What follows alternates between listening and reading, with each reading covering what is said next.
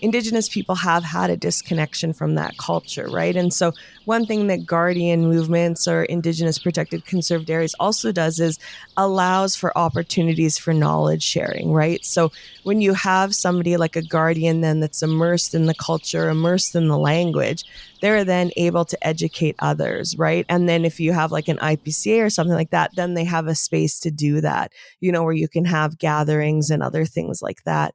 So that I think that's one of the big things with that movement is, just being able to share with each other and rebuild up knowledge. We always say knowledge was lost. Like it wasn't lost, it was ripped from people.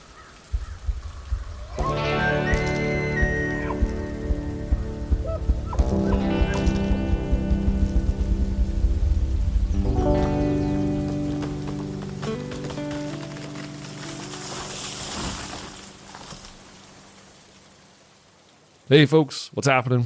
Welcome to Your Forest. My name is Matthew Kristoff, and on this podcast, we talk about the environment and the science of sustainability. Now, today's episode is with a repeat guest, someone I've worked with very closely over the last few years, Amy Cardinal Christianson. You might remember her, Dr. Amy Cardinal Christianson, and she's been in a few roles over time, but she is a wildfire researcher. And more specifically, her research focuses on Indigenous fire stewardship. Now, if you don't know, we co-hosted and produced a podcast together that has going to have 3 seasons. A 3rd season's coming out soon, called Good Fire. And Good Fire is all about Indigenous cultural burning and Indigenous fire stewardship.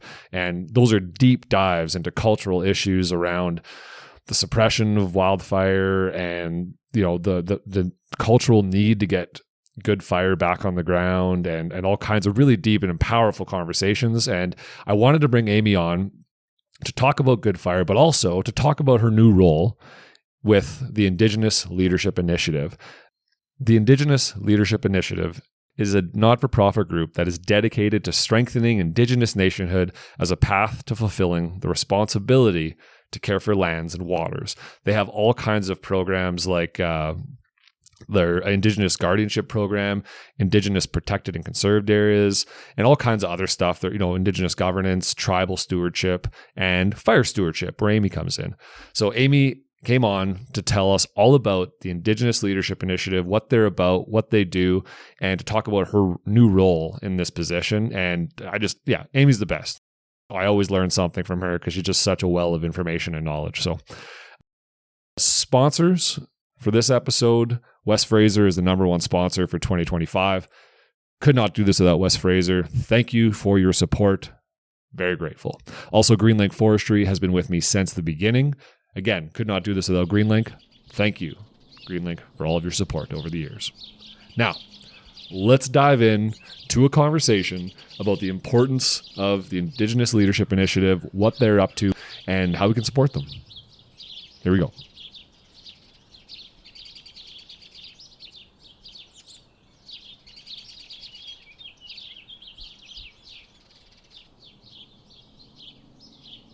All right.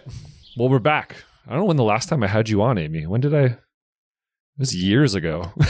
Was it? I think it was probably at the launch of Good Fire Season 2. which does seem like ages ago. 2021? Yeah, during COVID we recorded it. So yeah, so it's been a long time. Yeah. Mm-hmm. So anyways, you're back on Your Forest to talk about your new job and the new season of Good Fire. And so I'm excited. It was fun for me to listen on the back end and do the production and to just kind of I think when I was involved in the co-hosting part, as you know, I was always harping on you for questions. So I'm like, hey, what's the content? Like, what are we getting into? I need to do my research and get involved because that's how I do mine. And you're like, I don't know, we're just going to talk to them. They're cool. They know some stuff. And I'm like, cool, I'll just wing it then, I guess. And so it was like, as much as I loved being a part of it, the conversations in season 1 and 2, being in the back end, just being able to listen was, I think, it allowed me to really think about it a little bit more and kind of reflect on it, and instead of trying to come up with a good question to ask next, right? So it was fun for me that way. Different experience. That's awesome. Yeah, and last time you were on, you were working for Parks Canada, correct? I think. Yes, I think, yeah. Didn't Pierre and I come on together, I think? Yes, that's right. Yes, you and Pierre came on. Yeah. And so now you officially moved on to the Indigenous Leadership Initiative, right? Correct, yeah. And so I've been really interested in that organization for a while, and I wasn't really sure who to talk to. And like you brought up the fact that they were part of the boreal conservation movement. That was one of their movements, and I was like, oh, these are people that I need to talk to. So now I get to talk to you, somebody I know, which is fantastic. It makes it easy to break the ice, right? Yeah. So can you break down what is the Indigenous Leadership Initiative? Like, I don't know what you know about it, who started it, why, the motivation, any of that kind of stuff. Yeah, sounds great. So I think, my interest too, I've always been interested as well in ILI. And so I'll just refer to them as that from now on rather than the long name, if that's okay. Okay, perfect. And so I also was like that. But I think ILI does a really great job because what they try to do is always put communities first, right? And so that's why, it's a little bit confusing maybe what ILI does and what the role is, because basically our job is to support communities and what they want to do. And so ILI, I think, started around 2013 when Val Courtois, who's my boss, basically started the movement, saw a need for guardians in Canada for Indigenous protected and conserved areas. And started it. And so she was working with folks, I think, from the Resource Legacy Fund and others out of the States, and saw a really opening for this type of movement in Canada. And so ILI is really interesting because it operated until last year when it became an official not-for-profit. It operated as a campaign and still does that to this day. But I mean, when I started, I was like, what is a campaign? Like, I was so confused. What's the differentiation? What this is. Yeah, so it's basically what they have done, is taken something that needs social movement on, right? So getting people to understand the needs of Indigenous communities, the potentials of Indigenous guardian programs, and then, you basically form a campaign around it, right? Like, how do we get information to people? How do we communicate? How do we support communities that are wanting to do this work? So the whole idea came up of like so ILI's campaign is basically like that every nation in Canada that wants a guardian program should have a guardian program. And so that's what all the focus has been on. So when we talk about guardians too, like guardians isn't copyrighted or trademarked. Like, these are the 5 job activities you have to do to become a guardian. Right. Guardians can be anything that a nation wants. And what ILI is really focused on is Indigenous-led conservation. And so that's our big thing. And I think that's, where ILI has been focused on the guardian movement. And that naturally, of course, brought it to this Indigenous protected and conserved areas, right? And also supporting those, because that's a huge part of Indigenous-led conservation. So before, like in Canada and the conservation movement, what we saw was like, a real old school idea of conservation where it was like, humans totally removed from the environment. And so we see that like with the national parks and other things, right? Like just let nature be nature. But it removes, that's not true, first of all. And it removes like people as a really important part of the natural environment. And like with fire, which we always talk about, like Indigenous people had such an important role of stewarding with fire. And so for us, like, we're part of that natural system. And so that's the whole idea behind guardians and Indigenous-led conservation, is having people on the land actively involved in their territories. And so there's like coastal guardian programs, where they're focused on marine conservation. There's, programs up north that are focused on caribou. There's guardian programs focused on moose. There's, there's anything, like you name it, you can have a guardian program for it. And I think ILI's big mission too is about like Indigenous nationhood, right? Like that's the other thing that Val talks about a lot, is supporting nations, in their search for autonomy and sovereignty in Canada, where they can make their own decisions over the land. Yeah, totally. That makes sense. And I wonder, like, why do you think there was a need to almost have collective action? You know what I mean? Because I think there's, for a lot of folks, there's a misunderstanding that like, Indigenous nations like have similar ideas or have the same culture or have the same kind of movement in, as far as politically and that kind of thing. But the truth is there's hundreds of nations with all different sovereignty issues and different cultures and different languages and all that kind of stuff. And to me, it seems like ILI was almost necessary to create that collective action, almost like that. Maybe there wasn't. From the backseat, it seems like individual nations weren't able to get the ball rolling, maybe politically, and that by coming together, it became more of a powerhouse, more harder to ignore. Maybe, I don't know. Yeah. So I think that's part of it, right? Is that, like, in Canada, Indigenous people have been fighting for rights for so long. And it kind of parallels a little bit like my move to ILI, right? Is that when I initially started, I started as a researcher, right? So I went and got my PhD, and I was very of the mind that, like, if we just do really good research, that, agencies will change. They'll see what a great job Indigenous people are doing at stewarding our lands. And, they'll just change policies and regulations to let us do that. And so very naive, like, I'll totally admit. And so working for the government, like, I just felt like we were publishing good thing after good thing, getting so much more attention on cultural fire, but really actually saw very little movement on the ground, like in actually having people able to burn. And so when I joined Parks, I was like, well, maybe this will be a different experience with the government. Like, they have a land base, maybe we'll be able to push more things, and came up again against the same roadblocks. So for me, that was why I went to ILI, because it was just like, I wanted to see action now. And when I see like climate change and other things like that, and how our communities are just increasingly impacted, like, I just don't feel like we have time. And so in Canada, like, when we look at Indigenous people and our rights, like, really for me, the only movement has ever come from either Supreme Court decisions, like in the case of, like, hunting or other things like that, or,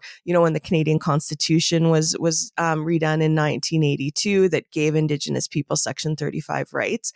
But then there's also collective action is the only other way that we've gotten any rights. So that has been through, like, people coming together to stand together against certain things and to offer a new path forward, right? And so we've seen that with, like, sometimes it's like more physical things like blockades or protests and things like that. And other times it's collective action, much more on like an advocacy or like lobbying or that kind of effort. And so that's what ILI has been doing, right? Is communities come with, have concerns and other things, and ILI, gets a mandate from them to then go forward and advocate on their behalf. So one of those things was like with the Guardian programming, right? So like most Indigenous programs, it was a very paternalistic relationship, right? So the government was like, oh, here's some money, and, out of the goodness of our heart, we'll give it to you, but we decide who gets the money, how you spend the money, how you report back on how the money was spent.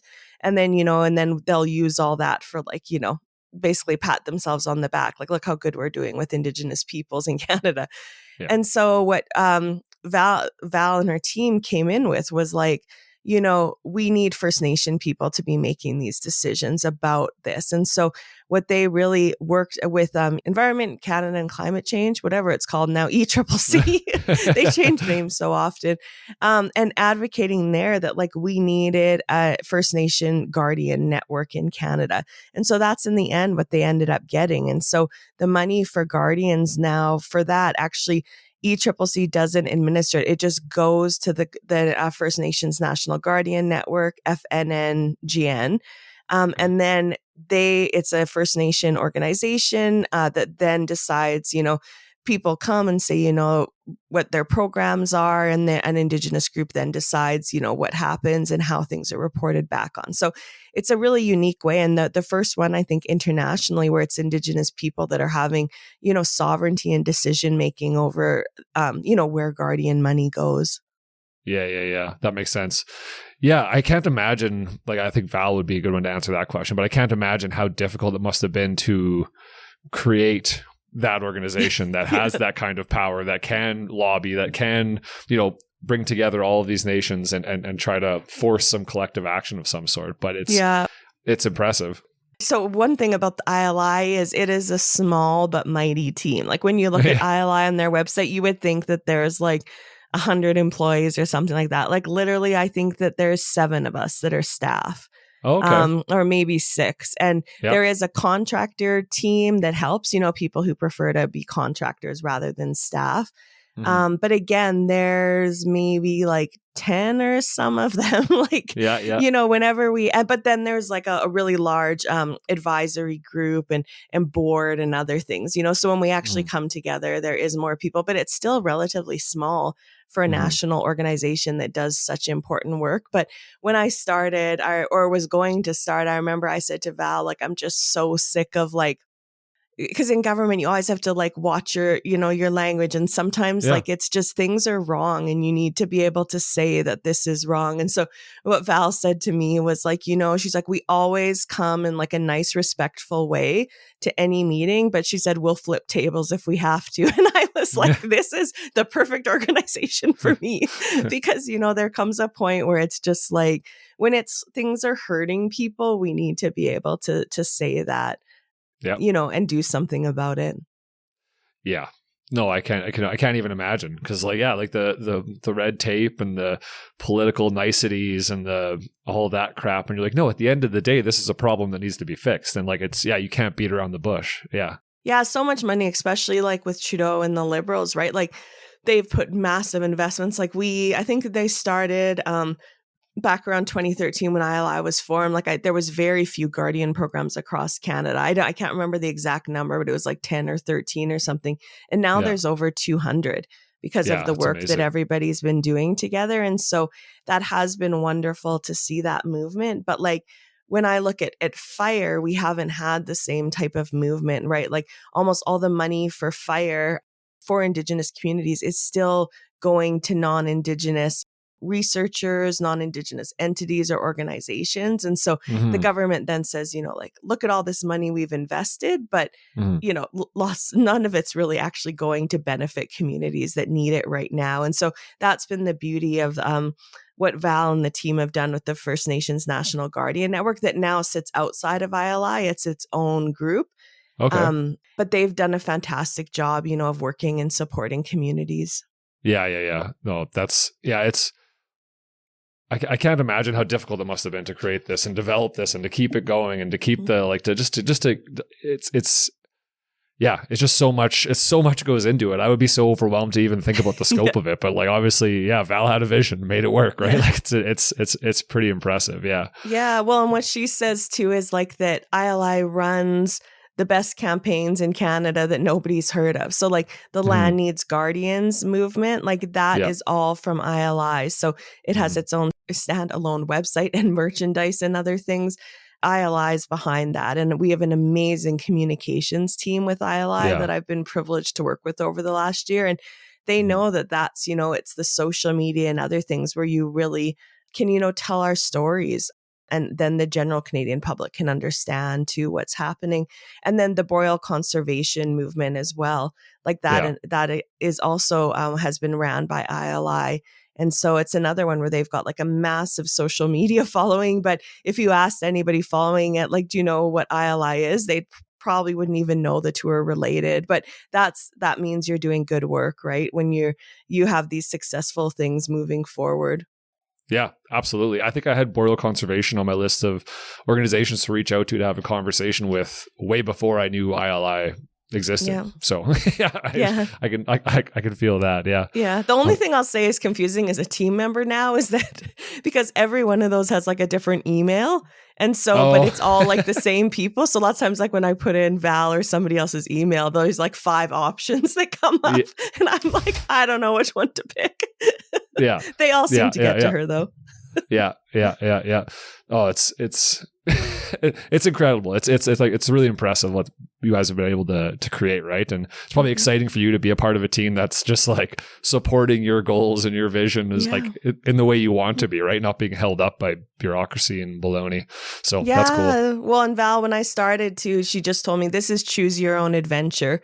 Like she said, she said, what needs to be done in this space. And like we have and it's not only me deciding, like, we have a group called the Thunderbird Collective and others, and, a network of Indigenous people that we engage with to make sure that we're going in the right direction related to fire. But yeah, it's been really cool just being a part of something where, I feel like we're actually gaining momentum and can do things here, and also just being able to speak. And, because as an Indigenous person too, it's so hard having a role in a federal government, right? And I think one time a senior public servant people told me that I had to leave my indigeneity at the door, that I was like a public servant. That was my first thing. And it was one time like when I got like in trouble. But anyways, it was like, you have to remember you're a public servant first and everything else comes. And I was like, that doesn't work for me. And that kind of led to my exodus, because in this group, like the one really cool thing, the first few meetings I had with them is there's just no explaining. So a lot of times when you join work meetings, right, you have to kind of explain your perspective and where you're coming from and why this work is important. And I would say with ILI, like we're already everyone knows why. And so it's just about action. You dive into it. Yeah. Yeah. That's an interesting perspective that you got chastised for that, because like I can even think as a professional, like as a professional forester, for example, my job, this is obviously not the same level of as Indigenous identity, but I'm just like, as an example, my first and foremost priority is to the public good. Yeah. Not to my job, right? If I work for the government, my number one priority is not an employee of the government. It is to benefit the public, or right, for the good of the people and that kind of thing. So it's interesting that they said that is their number one. They're like, nope, you're a government employee first and a person second. And you're like, well, and that's like for backwards. You. Yeah, like for you, you're a dad, right? And so like that supersedes everything, right? Like even your professional forestry, all these things, right? Like you're not going to make decisions or do other things that would like hurt your kids, right? So it's basically, them telling you that you can't advocate for those things that are a part of you as a person, right? And so that's what made it. Anyway, so that's the one good thing, is that like they don't have to deal with me anymore, and I can be free to. That's funny. I looking up or like reading a little bit more about ILI and kind of what they're up to. It seems like a lot of the guardianship program in the protected areas, and then there's governance stuff and all kinds of programs that ILI is into. It seems like a lot of it is just acknowledging the fact that there is this massive, knowledgeable and motivated workforce out there in the forest, on the landscape, ready to do work, but there has been no support or not enough support to allow them to actually do the work that they know how to do. And that a lot of it is just providing those resources for people to be able to do what they can, right? Do you think that's accurate? It seems like it's just supporting what's already there. Yeah. And that's like the goal of ILI, right? Is that every community that wants a guardian program should have one. Like it just seems so basic, like, and even how you just described, like sometimes, and it's same with fire, right? And with the good fire stuff, when you describe it to people, it's like, well, why aren't we just doing this? It's like, well, there is so much at play in terms of like, power and corporations and, government and all these different regulations and policies. So, but I think like we're moving it in the right direction there. And I think, as I was saying before, a big part of that has just been the comms work that's done by ILI, right? So one of the really important programs that ILI has is the Community Storytellers group. And so that's basically where communities come to ILI and they'll, say, we want to tell our story and we want to start making like products, videos, other things where we can share what we're doing. And so they'll get like trained by ILI. They get equipment that they can have like to start telling their own stories, like how to video edit, all these other things. And ILI will support them, in getting that story out to people through all of our different channels too. And I think that's been one of the biggest things, like, and even since I started with them, right? Like the comms team has just done an amazing videos on fire. And, just very basic, like, what is good fire? Why is this important? Like, why are we bringing in thousands of international firefighters when we have Indigenous people that are looking for employment? Like, just these kind of common sense, basic things. But I think like for the general public in Canada, like, you're focused on other things, right, that matter to your family at that exact moment, right? And like, groceries are expensive, all these other things going on right now. But we do need that public support, right? To be able to, have politicians and other public servants, like, basically get this money into these programs. And so I think that that's one thing that ILI is really good at, is like capturing attention of people, that like, this is an easy thing. This is an easy win. It's like good for everybody. And people seem to be very supportive. There's also like, well, I talk about it a lot with like the fire and the good fire movement, but that the worry about like the loss of power, like what will it mean if suddenly, you give Indigenous people rights here, and like the land back movement, right? Sometimes you hear from people, well, they want me to go back to Europe, or they want my land and me to sell my house. And it's like, what? That's like, and so it's kind of making people understand too, that there's a lot of public land in Canada, like, like how much crown land, like people aren't going after individual homeowners, right? And so it's just getting people to kind of understand that and see that this is a good news story, right? That this is something that we all can work towards and be really proud of.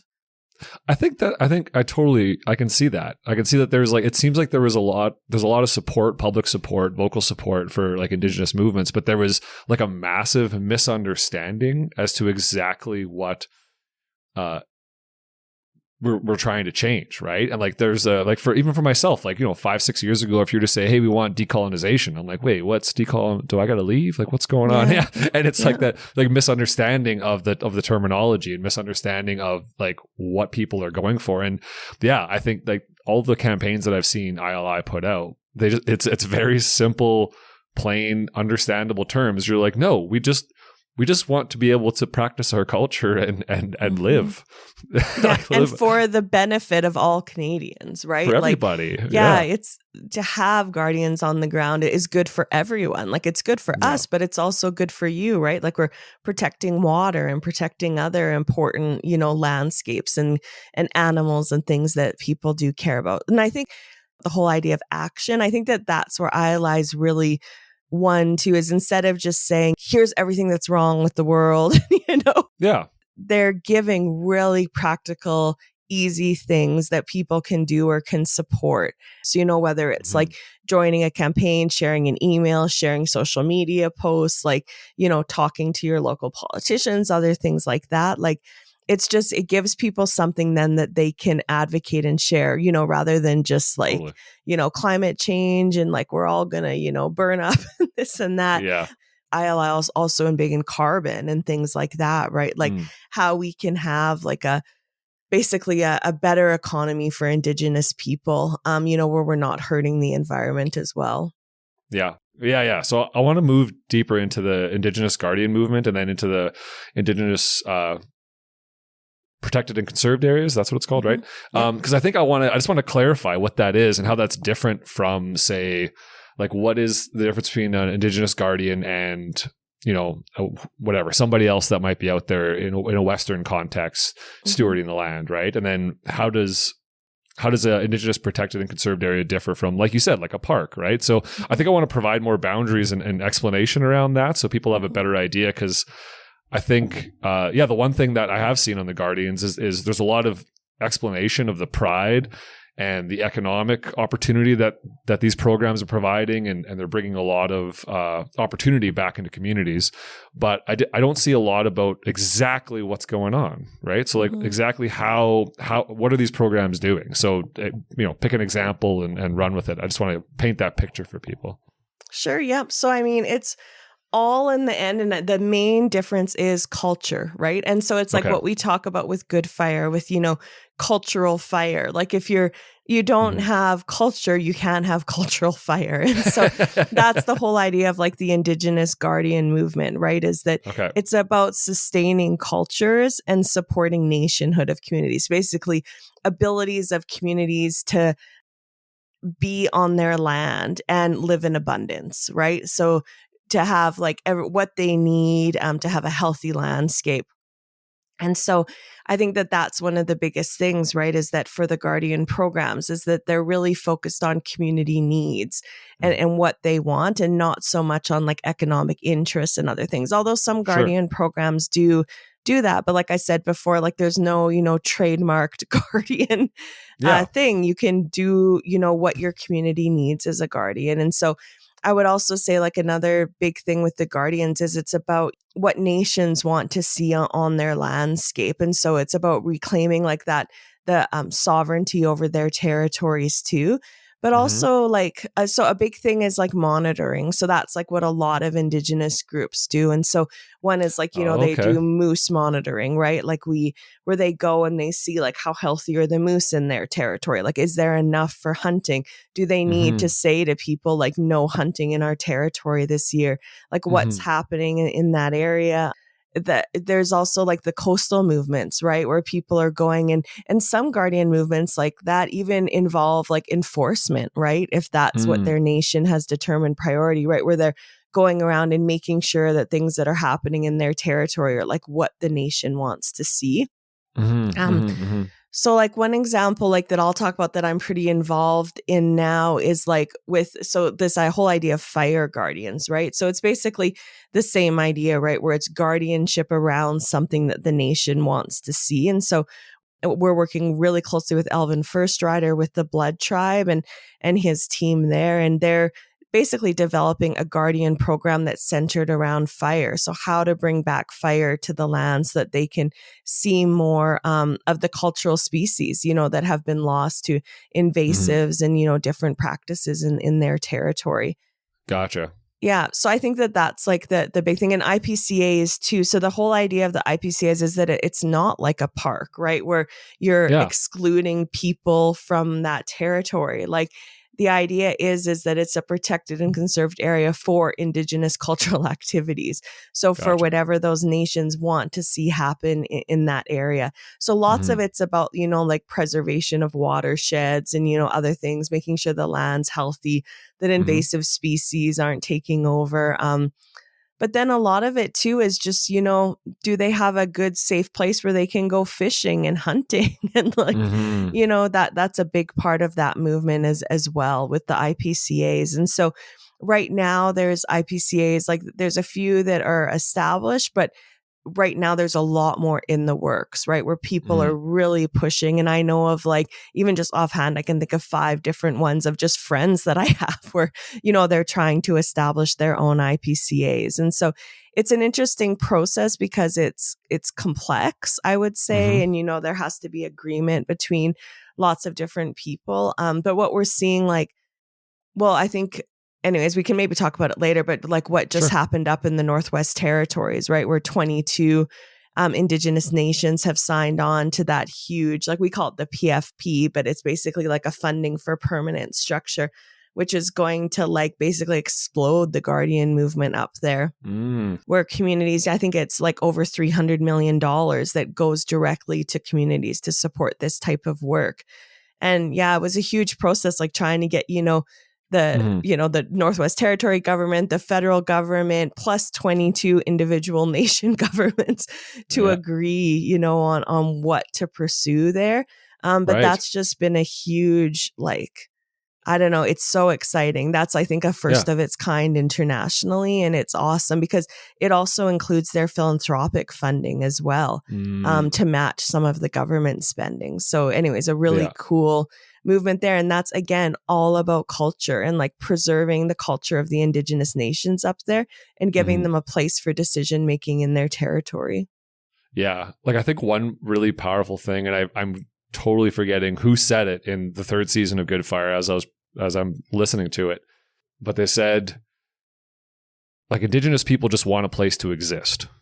Oh, and Tiffany Joseph. Yep. There's Tiffany. Yeah. And it was much more eloquent than what I just said, but she's like, we want a place to exist and to practice our culture, and we don't have that. Yep. And it's as simple as that. And like, you just want a place to practice your culture and to do what your ancestors did and to have pride in that landscape and steward it the way you want. And it's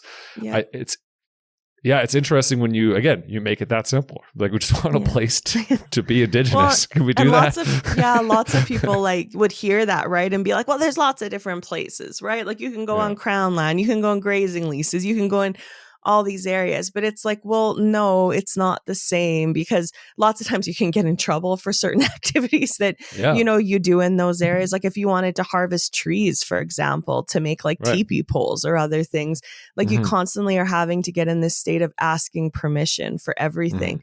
And so the idea of the IPCAs is that, where you're more free. And that's what Tiffany talks about with her like rematriating and the caretaker movement, is just being able to go on the land and not have to worry about any of that existing stuff, but rather just like the cultural practice that you're wanting to do in your area. Yeah. Yeah, absolutely. It's very sobering to hear it put so obviously, though, like to hear it to say Indigenous people want a place to exist. You're like, damn. Yeah. How do you push back against that, right? But it seems like an easy win. Yeah. Well, yeah, and too, like we have, because of colonization, because of like residential schools, like the 60s scoop, all the Indian Act, all these different things, like Indigenous people have had a disconnection from that culture, right? And so one thing that guardian movements or Indigenous protected conserved areas also does is allows for opportunities for knowledge sharing, right? So when you have somebody like a guardian then that's immersed in the culture, immersed in the language, they're then able to educate others, right? And then if you have like an IPCA or something like that, then they have a space to do that, where you can have gatherings and other things like that. So that, I think that's one of the big things with that movement is, just being able to share with each other and rebuild up knowledge. And like, it wasn't like, we always say knowledge was lost. Like it wasn't lost. It was ripped from people. Like, people didn't like just like Victor Stephenson says, like people didn't just drop it on the ground, right, and walk away.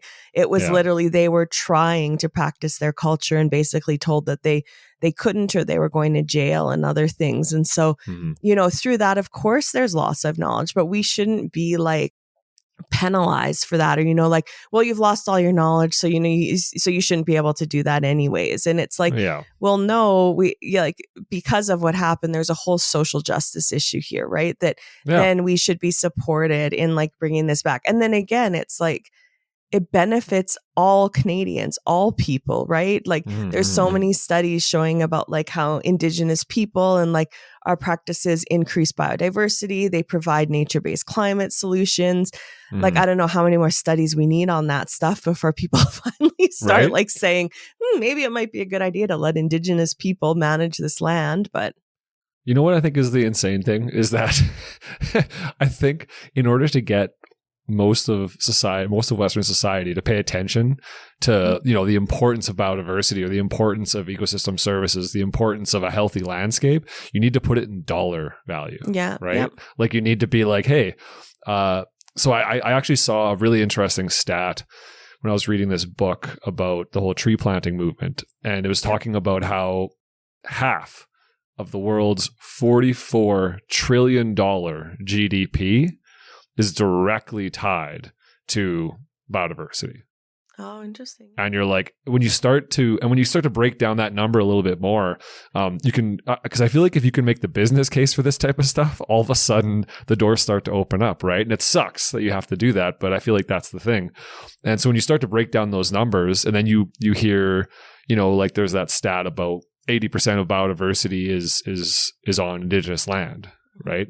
And you're like, okay, so what's holding us up here, right? And like, what is the holdup? What is stopping us? But yeah, it sucks that it has to be made, like it has to be pushed in people's face in a way that is undeniable before there's like real movement almost, hey? Yeah, well, and so I think so this is where Val and them are just, ahead, basically. Yeah. So currently right now, what they're working on, and I've got colleagues working on it right now, is this social return on investment movement, basically. And so it comes out of some work that was done in Australia, right, where it's making the economic case for guardians. So there has been studies done that $1 invested in guardians gives $3 return, other things. But what they're trying to do is put it in the Canadian context. So, yes, there's the economic, but then also like socially, culturally, like other things like that also benefit the economy. What are we seeing back from investing in guardian programs? So, it's like fire too, right? Like when we talk about putting fire on the land, okay, well, there's, the ecosystem, and improves the health. You get a reduction in risk of like future out of control wildfires because there's less vegetation to burn. But then it's also like the benefits to the individual, to the community, to the family, to mental health, to physical health from like, getting out and experiencing nature, being on the land. And so I think that's one big thing that ILI is really invested in. And then the other is like the whole idea of a conservation economy, right? So there's so much going on with that right now. Like we all hear about carbon credits or carbon offsets, but now there's a big movement in biodiversity credits and offsets and all these other different mechanisms that are coming forward that, we'll be watching to leverage to support Indigenous people to do this. Because I mean, it's not like we want to starve either, or, like want to go back to the old ways, I hear lots of people say, it's not like we want to go back to living in teepees and chasing buffalo, because I mean, they're not around anymore either. Like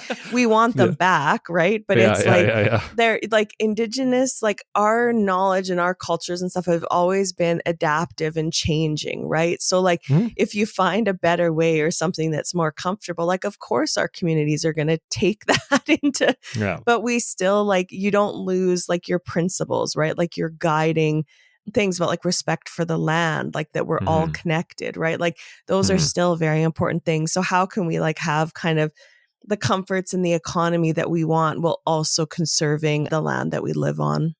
Yeah, absolutely. I think it's becoming more and more unavoidable to ignore the fact that like more biodiversity and more culture on the landscape is good for everything, right? It's good for the economy. If you just want to be one of those simple people that are just like, well, the economy and GDP are what matters. It's like, well, that's that's one way to look at it, but also like the idea of a strong Canada comes from multiculturalism, right? From strong communities and multiple ideas, and like that helps balance out misunderstandings and helps balance out the ideas so that we don't become some kind of, singular culture, right? We have to have multiculturalism, and like having strong cultures, out there on Indigenous landscapes is like can only benefit Canada in so many different ways. But yeah, it sucks that it has to be put in such plain terms, but it does seem like ILI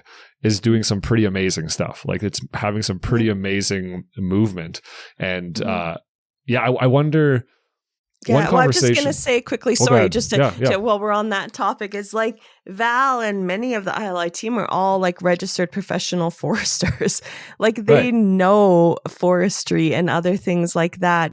So that's one thing, like these movements and having a healthy landscape benefit things like forestry, right? Like when you don't have these large, just like insect disturbances, when you don't have large wildfires moving across your landscape because you have more biodiversity, like having non-timber forest products and other things that we can use, biofuels, like ILI is like totally supportive, I think, of lots of that, right? And that comes from most of us also have like an economic or science-based background, but it's just like, how can these things all work together, right? And what we're seeing now with current forestry practices that it's not good. It's not having a benefit for either the forestry companies because they're losing massive amounts of timber, or for us because we can't sustain our cultures in this area. So anyway, sorry to interrupt, but I just wanted to give that was great. That it's not like folks are just like indigenous, like hippies, like on some indigenous knowledge trip, like I think sometimes people think that of indigenous people. It's like, I think you're right. No, many of us are trained in both sides. So, we understand that the needs and concerns in both areas. Well, I think that's thank you for saying that. Cause I see the importance of that, right? Like I think that is what a lot of people think. The forests in Canada and North America, or the world, really, they were never without people. Like that is part of the ecology, right? And so like that is a healthy relationship to have. And the idea that Indigenous communities wouldn't be harvesting timber or whatever. It's like, no, that's part of it. That's part of it. Yeah. It's about having a reciprocal relationship to land, but doing it in a holistic and thoughtful way, right? And like you said, even the timber companies are like, these massive wildfires, like there's a bit of a shortage in wood fiber in the next 30 years, right? Because there's just like, what are you going to do? And it's like, well, we need to change the way we do this a little bit, change the way we think about it to just be a little bit more holistic and think about it a little bit more. So I think that's a perfect point, right? Is that this is not just a cultural movement, but it's integrating these other ideas that Western culture is very familiar with, right? And I think those concepts make it easier for people to understand, knowing that this isn't like you're going to make a commune out in the forest that, you know what I mean? Yeah. So and some nations, like, it's so diverse. Like, some nations don't want to harvest old growth, right? And that's perfectly fine. Some do, because some, like, we just had that. I think you just had, didn't you have Christine on to talk about that braiding knowledges forestry report? Yeah. So looking at like management of old growth forests, right? And what it is there is it's about biodiversity, like having old growth, but having also other things, and not just like preserving so that all we have is these old forests that are prone to dying basically from different disturbances, right? Like we want to see lots of things. And so I think that's the biggest thing, you know, is that like the landscape's diverse, but so are Indigenous people, right? And so it's all trying to work together to have the healthiest landscape that we all can. Celebrating that diversity of Indigenous communities and nations. Yeah, totally. Yeah, that makes sense. Well, the other thing I wanted to talk about too was one really big conversation that stood out in my mind from Good Fire season 3 was the conversation with Alex Sahara about allies versus accomplices, and this idea of vocal support and conceptual support isn't enough, right? Like if all you're doing is voting the right way and having the right conversations at this point in time, it's like, hey, you can take the extra step and be involved in some way and maybe make that extra step. And so I wanted to talk about that a little bit more, because I feel like that's a big part of what ILI is kind of fighting for, right? Is, okay, what is that next step? And how do we get more support? How do we get movement instead of just this conversation? Right. Yeah. So can we talk about that idea of like allies versus accomplices and where that kind of came from? Sure. Yeah. So I think, you know, there's a really good paper on it. Hopefully you can link to on the allies versus accomplices. And that's where I learned. And I actually got the paper from Alex, who learned about it like in the Clear Lab run by Max Librion. And so Alex sent it to me. And I was just struck by it, because what it really does is call out like lots of issues that I'm seeing like in the ally movement, right? So especially in Canada, as we're entering this, you know, reconciliation and all these things where people are more understanding of Indigenous issues and stuff, we see a lot of like lip service, right, for Indigenous people. But then people are still going about their jobs, which and you know, life, which sometimes is harmful to Indigenous peoples, what they're doing. And so, or some of the activities that they do to try and support Indigenous people are also harmful.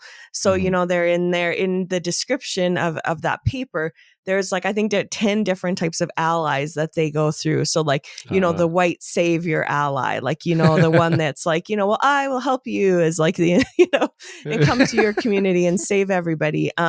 And then there's like the research ally, right? Like, well, I will come and do research and show how important your knowledge is, but I'll also like, you know, publish a bunch of papers and get tenure track and like, you know, because of live a very good lifestyle and like, you know, well, your community's still in poverty and like, you know, so there's all these different types of allies that they list. And basically the idea there is that, again, it's that whole like, where people think that they're doing the right thing. And so one example I'll give is just like when I was a federal public servant, like one of the things that came up was, you know, in the Truth and Reconciliation Commission, there's an article in there about, you know, that public servants basically need to learn about Indigenous peoples. And so how that was interpreted by a lot of departments, including my own, was, you know, exposing staff to basically Indigenous like cultural activities.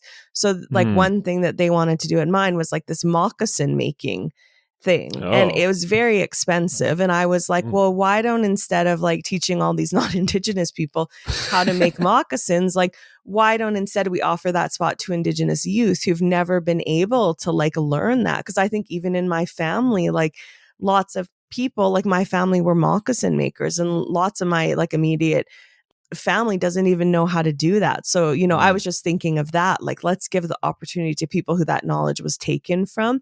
But they didn't, right? They were like, well, but TRC says we also need to educate public servants. And I'm like, no, but we need to educate them about the truth. And like, you know, how policies that Natural Resources Canada has are hurting Indigenous people, right? Like, not let's all go and make moccasins together and then, you know, you can sell them after. Like, it was just you know, it was a weird. So that's that whole idea of allyship, right? Like, so people think like, oh, I'm going to sign up for the moccasin course and learn about Indigenous people.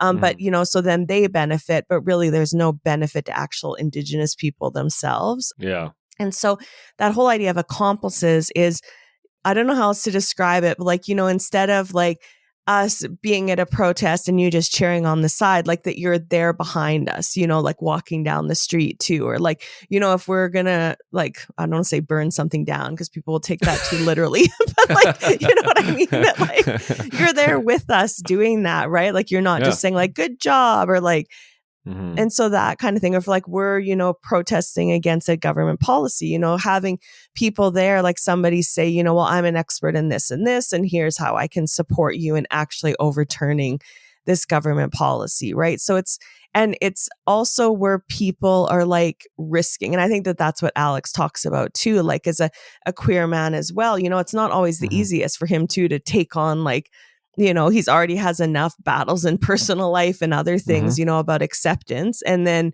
with, you know, just with general society, right, as like not being a straight white man. And then he's, you know, and then also taking on the, you know, supporting Indigenous people in this battle, but, you know, using his expertise to support us in ways that he can. But then at the same time, like, not leading that fight, right? Like helping Indigenous people so that we can lead, but then being in support of whatever we need. And that often comes with a risk, right? Like, you know, the most extreme would be like getting arrested, right, for participating in a protest. But, you know, also like, you know, your employer maybe seeing you doing something and saying like, well, why are you doing that? Or, you know, maybe against family members that might not agree with, you know, what you're doing or what you're helping or assisting with. So that's like that whole idea of accomplices, and that we need that more in this movement. And I mean, we have some amazing accomplices that, I mean, even ILI we have Indigenous like staff and, you know, folks that we work with, but we also have amazing accomplices on our team that really help to push the Guardian movement. You know, that conversation hit me in the feels so hard because I was just like, oh, she's talking about me. And it was just like, because it's just like, you can't help but be somebody that's not Indigenous, right? And is involved in some way in trying to disseminate information, right? Yeah. And not reflect and go like, okay, like where am I falling short on that, right? And it was so for me, it really hit home thinking about all those ways in which maybe I'm not meeting the values that I'm preaching, kind of thing, right? And so I found that super challenging, and I found that those emotions that I felt when I was listening to it very interesting. I'm like, oh, there's somewhere here that I'm not matching up my own expectations, right? But yeah, it's that idea of cognitive dissonance, right? That idea that like you're just not, what you're saying and what you're doing aren't matching up, right? And like it's almost like hypocrisy. It is hypocrisy. You're living a life that you're not realizing the impacts you're having in your day to day. And I think for a lot of people that might be tough to to recognize that they are doing, like unintentionally maybe causing harm or maybe not causing harm, but maybe supporting inequality, right? In not some helping. way. Yeah. Not at least not helping. Yeah, at the very least. And so I found that idea of like becoming an accomplice was like, I was like, man, that's like an intense next step to make. But realistically, it's like, well, you're just following through with what you say your ideals and your values are. So it shouldn't be that big. Yeah. And it's like standing, so like I think like back to, you know, when I was a public servant, right? It's like that that was one of the things I saw, right? Where there was lots of opportunities where lots of us could have stepped up and just said like, this isn't right, or we should do this a different way. But it's not that easy. And then I find too, when you call people out, or not call people out, but like try and make them aware, they become uber defensive, right? And I think that's the thing, is that we're not trying, like this isn't trying to make people feel bad, right? Or anything like that. It's trying to show people that there's like further ways, right? And so sometimes with what we're dealing with right now as Indigenous people, like allyship isn't enough, right? And lots of times, like in that paper, it talks about all the way that allyship is misused for people to have their own personal gain, right? So how can, what's a way that we can come together, work together in a better way? And I think that's that whole idea of the accomplice movement. And in that paper too, there's lots of different examples of, good accomplice things that people can do. And so I think like in terms of, guardians and, what we need accomplices for is like, just people standing up and saying like, yes, I support this. For example, like I know this is the YourForest podcast. So like if you work for a forestry company, right, and you hear somebody saying like, oh, well, I've heard this community wants a guardian program or something, like, and you agree with that, then say, I agree with that. We should support that. Even if you're like a junior person, or you know what I mean, or you don't, there's a lot in just the value of like adding your voice and your power to some of these things, or, saying like, oh, well, I heard, that there's all this information on guardians and you can find it on this website. Like, it's not like, you have to risk arrest to be an accomplice. Like that's the most dramatic. It's just like sometimes, you do need to make yourself uncomfortable, because would it be easier just to sit there in the meeting and not say anything and just like go about your day? Yeah, probably. But there's also ways that you can do it. And I mean, too, I don't want to call out like all the introverts, like, you don't have to be speaking up like that. Like there's other ways that you can do things like through email or through quiet conversations or other things like that are also accomplice activities, right? Like not everybody needs to be standing up, like, talking. We're just asking for like holistic, well-considered, like just live your life the way you say you're living your life, right? Just like bring it all together. Don't differentiate between different parts of your life and just follow through. No, I really appreciated that conversation, because it brought it home for me a little bit.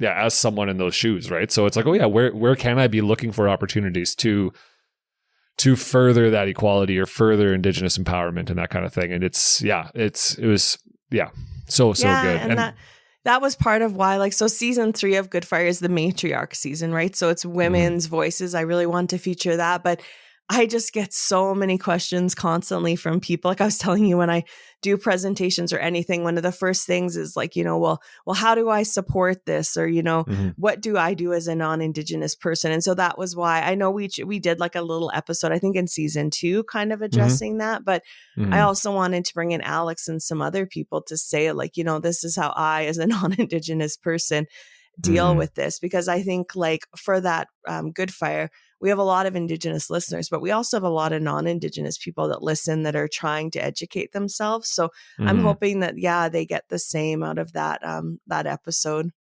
Yeah. Well, and we can jump right over to the Good Fire too. Cause like, I think that, that whole season, the matriarch season, there was so many powerful conversations and like really fun. Just like I also like there's a lot of heavy stuff in there, but everybody's also very real. Like I can't put it. I think it puts like most of the conversations I have on YourForest it makes it seem almost like fabricated when I listen to your recordings of the Good Fire, because it's just people being genuine, not trying to spin it, just saying, this is how I feel, this is how I experienced it, this is what my community experiences, and just making it real, right? And it's really refreshing and interesting, and it's so outside of my own culture and experience that it brings so much opportunity for learning and for recognizing where maybe there is a bit of cognitive dissonance going on, right? So it's that's always been the interesting thing for me, just watching other people, is like, people that have like this professional life and work life split, right? And not saying like some people need that. I understand that. But for most Indigenous people, like lots of the work that we do is because of things in our personal, cultural life that we're very passionate about. Yeah. And I think that that's what you see in the matriarch season, right? Like some people are working formally in this area. Others, it's just something that they're doing for cultural activity, but it's just so intricately linked to like their families and, their histories growing up and like their kids. And so all of that, I think, kind of comes out in the podcast. And I mean, all the women too are amazing storytellers and sharers. So that helps. Oh, yeah. No, absolutely. Yeah. Especially like the last episode with Elizabeth and Margot is like, even though there's like some really heavy stuff in there, it's just like I can describe the whole conversation as fun and like excited and optimism. So funny. Yeah. Yeah. Like they're just optimistic about everything that's happening. And I think that was a fantastic way to end the season, right? There's just showing that like, hey, yes, there's a lot of hurt. There's a lot of pain. There's a lot of inequity. However, like there's also a lot of pride. There's also a lot of optimism. There's a lot of good things happening. And a lot of joy in reclaiming fire. Like, totally. People, especially when you come from like a family or like generations, like my dad, for example, right? Like didn't really have, and he said before like that he wishes that he would have had like a better link or understanding to his culture growing up. And so I think that that's part of it too, is that like there's sadness in that, that didn't happen, but then there's also joy that it's coming back and that we're getting to be part of this movement. Like, so Elizabeth and Margot are both part of the Cultural Fire Management Council for the Yurok tribe in Northern California. And they're two of like the, lead matriarchs in fire, well-known internationally. And yeah, I was bugging them. They're like the Julia Roberts of like good fire because they're like, always in movies and on like red carpets and stuff like that. But it's because of that, what they bring is just like this, happiness and kindness when teaching but also have just been like force makers. Like, you know what I mean? They're just, how they've taken that group and how they're putting fire on the ground. And it's just been amazing in their community. Yeah. They're optimistic, but they ain't taking no shit. Yeah, exactly. Yeah. Yeah. No, it was a really powerful season for sure. And I'm excited for people to listen to it. But like, what for you, experience those conversations and that kind of thing? What was your kind of take home? Like, how did recording Good Fire this last season affect your work with ILI, or how did it maybe inform it or help you in some way?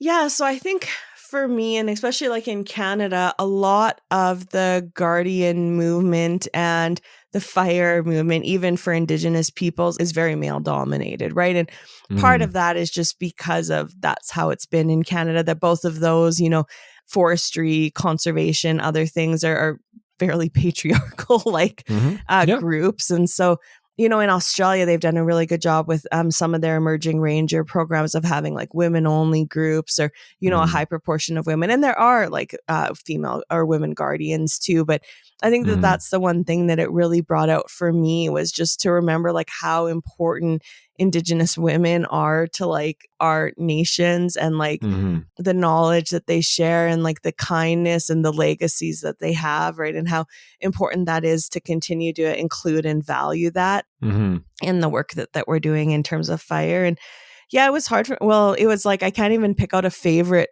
part or anything because all the people I interviewed are actually I consider personal friends, right? And so it was really great just to talk to them and then bringing people together. So like, for example, like Rachel Kavanagh, who's from Australia, and then bringing her with Melinda Adams, right? Who's a Navajo prophet, Ohio State, bringing them together to be able to talk about the work that they're doing and how many similarities there are and like, introducing them to each other, but having it like caught on the Good Fire podcast was super cool. And having like Lisa Shepherd, who's one of the matriarchs of the Métis Nation, which is my own nation, has an episode and she's a famous bead worker in Canada and just talking about her relationship to fire and being able to, I recorded one episode live with like Vicky Preston from the Crook tribe and Monique Wincoop. And so it was awesome having them together in like the same hotel room and us just hanging out and talking. We're all about the same age and have a lot in common. And so that was really fun too. And it honestly just experienced like kind of a, I don't want to say traumatic event, but a hurtful event at that conference, right? And so it was wonderful to be able to just sit and debrief, and we got it all, like we recorded it and they were comfortable with us releasing it. And so, just the honesty of people too is just incredible with this podcast season. Absolutely. Yeah. I think that's the first episode that we're going to release is that one. And yeah. it's like, that one is like a really powerful, you're like, okay, woo, there's tears, there's laughter. No, it's been really, really cool. So, yeah, well, I think we'll kind of bring it home here a little bit. And I guess we kind of talked about it a little bit, but like how do you think people should contribute to ILI or help out in some way? Obviously, we talked about, teaching yourself to become an accomplice instead of an ally, right? Starting to realize opportunities in your life where you can help out and make a change. But like obviously ILI is a big organization and they're a not-for-profit now. So there's probably opportunities there too to support. I'm not sure, but. Mm-hmm. Yes. Yep. So I think you can donate to ILI or to the Center for Northern Conservation, which can also issue tax receipts. Okay. And so they're part of ILI as well, but registered as a charity. That's what I've been learning about is all these different business and structures and everything. It's been like, an interesting journey into that. So, I mean, there's that. There's just, like I said, like standing up and advocating that people are interested in. There's supporting movements that are in your area. Finding out, like, do you have local guardian groups in your area? We're going to be releasing some like story maps soon that show like where all the guardian programs are in Canada and what people are doing in those areas. Like if you're a researcher or something like that, right? It's also like, say, a lot about caribou or something like that, right? Like, are there guardian programs that could potentially like use assistance, right? And that's not like you going in and telling them what to do. It's them having objectives that they want, that they need to know, and then potentially like how the science or knowledge that you have can support their work too. And so there's lots of, different ways. I think too, a big thing as well with ILI is that we're starting. So there's a group called the Thunderbird Collective. And so they're a national Indigenous fire working group. And so the idea there is basically the same as ILI, is bringing a collective of Indigenous people together to get direction, to focus on fire. And so they're right now like considered like a project under ILI, like they're currently housed within our structure. And so they're another group, that it would be great for people to support, either like monetarily or other things like that, but also just, that we'll be launching our website soon, like come visit it. We'll be having like different social media and other products, like follow us, like join the movement that way.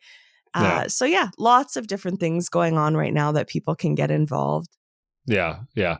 And I think it's evident through our conversation, right? That it's like, this is beneficial for everybody, for all of Canada to be supporting this work. Like it's all good. It's all good things. So like there's no reason not to at this point.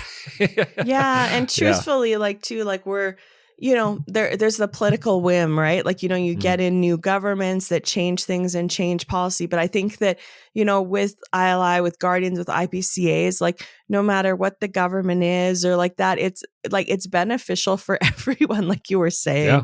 And so I think that, when, conservatives, for example, are focused a lot on economy, right? Well, guardian programs are super beneficial to economies as well. So that's, what we're trying to continue pushing and advocating for.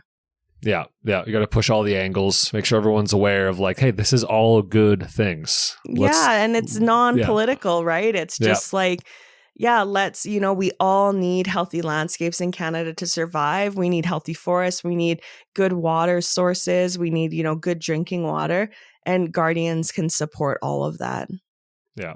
No, it's a no-brainer. Let's hit the gas on it, not the brakes. Yeah. That's awesome. Well, thanks, Amy. I appreciate you taking the time to get into the ILI and talk about Good Fire. And like, I'm pumped to release Good Fire and get it out there for people to listen to and to share and to experience, because it's a powerful one for sure. Yeah. Thanks for your support on it again. And I'll maybe be on here next time when we launch season 4. Here we go. Season 3 first. Yeah. We'll stick with the one we got to release yet. Awesome. Thank you so much for listening. I hope you enjoyed that. I always learn a bunch out of every conversation I have, but I always really appreciate talking to Amy because she's a beaut. All right. If you have any questions for me or for Amy, shoot me an email at yourforestpodcast@gmail.com and I will get back to you. And also check out Good Fire, the Good Fire podcast. It's coming out soon, if it's not out already. All right. Catch you next time. Take it easy.